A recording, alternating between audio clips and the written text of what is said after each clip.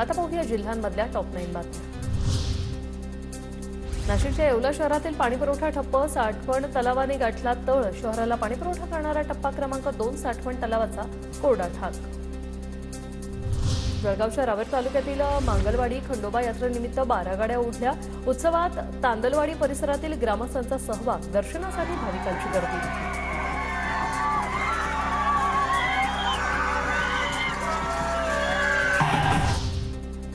नाशिकमध्ये उद्या साजरी होणाऱ्या रंगपंचमीनिमित्त पेशवेकालीन रहाडींचा रंगरंगोटी आणि सजावट सुरू।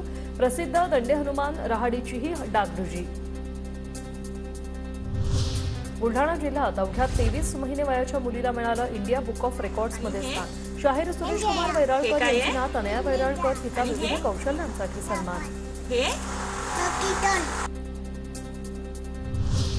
दासरगाव बाजार समितीत जुन्या लाल कांद्याची आवक संपुष्टात। उन्हाळी कांद्याच्या मागणीत वाढ झाल्याने सरासरी बाजारभावात 130 रुपयांची अल्पवाढ।